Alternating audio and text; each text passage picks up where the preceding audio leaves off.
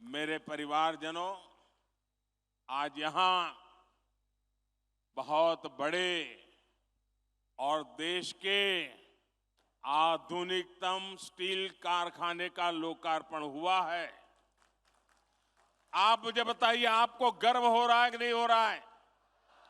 इतना बड़ा स्टील का कारखाना आपको मिला है, आपको गर्व हो रहा है कि नहीं हो रहा है? ये छत्तीसगढ़ कांग्रेस वालों को नहीं हो रहा है। इतना बड़ा कार्यक्रम अभी सरकार का था, छत्तीसगढ़ सरकार का एक भी मंत्री भी नहीं आया, मुख्यमंत्री भी नहीं, उप मुख्यमंत्री भी नहीं। आप कहिए भैया, आपकी भलाई के काम में ये सरकार ने आना चाहिए कि नहीं आना चाहिए? आना चाहिए कि नहीं आना चाहिए? ये आपका अगर भला चाहते हैं तो वहां आकर के बैठना चाहिए कि नहीं बैठना चाहिए? नहीं आते हैं। इसके दो कारण है। एक, उनको सरकार जाने की इतनी चिंता है कि उनके पास यहां आने के लिए समय ही नहीं है, सरकार बचाने में लगे हैं। और दूसरा कारण है, ये मोदी है।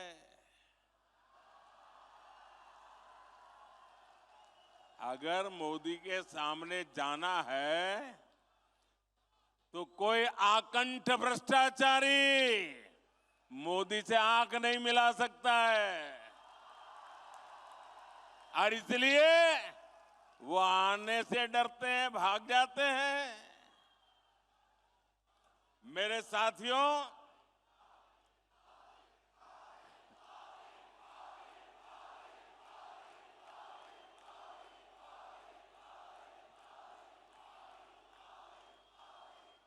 ये स्टील का कारखाना, मुझे याद है हमारे बलिराम जी कश्यप उस जमाने से हमें क्या करते थे, इस कारखाने की मांग आप सभी दशकों से कर रहे थे।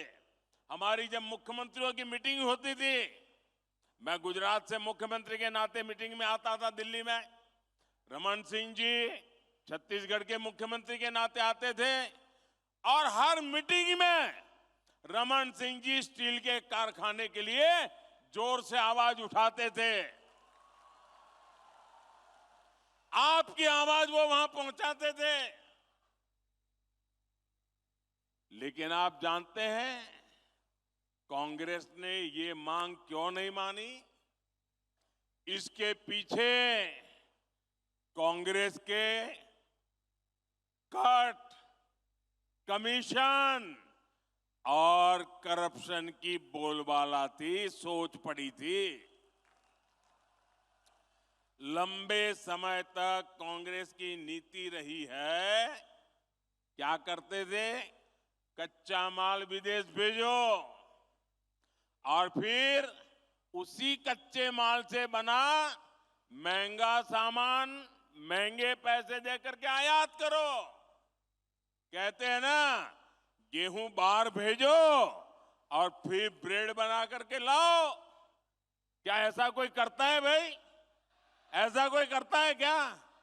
आप मुझे बताइए, आप जो घर में चावल खाते हैं तो क्या ऐसा कोई करता है कि पहले उसका धान विदेश भेजा जाता है, फिर वो धान विदेश में धुला जाता है, फिर वो धान विदेश में साफ किया जाता है, फिर धान को वहीं विदेश में भी पकाया जाता है, और फिर वो पका पकाया चावल आपको खाने के लिए मिल जाता है? ऐसा कभी होता है क्या? आप अपना धान, अपना चावल खुद ही करते कि नहीं करते हैं? आप धान भी यही उगाते हैं, उसे साफ भी यही करते हैं, यही पकाते हैं और यही अपने घर में खाते भी हैं। लेकिन कांग्रेस को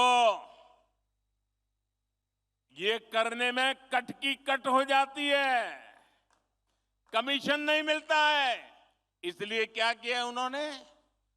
ये हमारे इलाके में जो आयरन हो रहा है ना, ये दुनिया का उत्तम से उत्तम आयरन ओर है, दुनिया का। ये हमारे बस्तर में है, लेकिन ये क्या करते थे,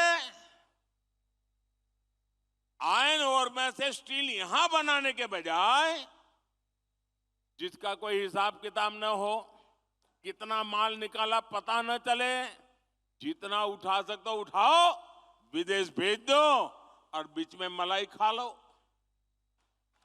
कोई भी सरकार होती तो उसकी प्राथमिकता होती कि यहां बस्तर में ही स्टील का कारखाना लगाए, लेकिन कांग्रेस ने यहां से कच्चा माल निकाला और फिर कच्चा माल ही विदेश भेज दिया।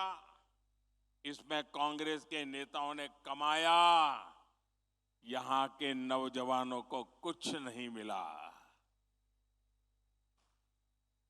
बस्तर के नौजवान मजदूरी करने के लिए दूसरे राज्यों में जाने के लिए मजबूर हो गए, लेकिन भाइयों बहनों, ये मोदी है, आपके बीच में पला बड़ा है, इसलिए आपका ही सोचता है। गरीब की चिंता, गरीब के हित, यही मोदी के दिमाग में भरा पड़ा रहता है।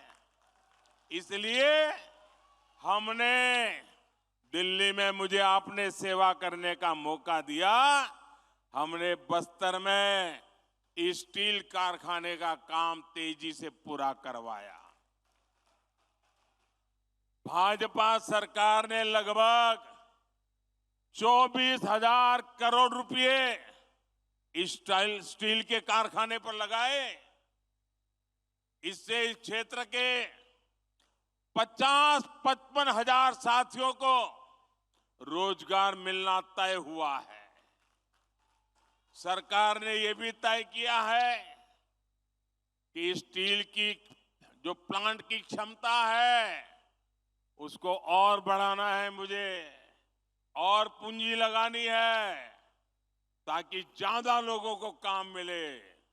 यानी स्टील प्लांट पर अब जी हजारों करोड़ रुपयों का और निवेश होने वाला है। और जब ज्यादा निवेश होगा और बड़ा कारखाना होगा तो पूरे विस्तार की किस्मत और तेजी से बदलने वाली है।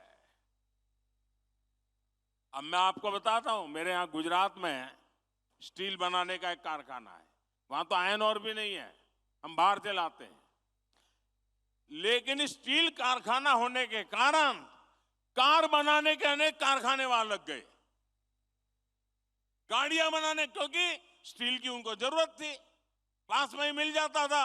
अब यहां स्टील बन रहा है ना, और भी कारखाने यहां लगने वाले हैं।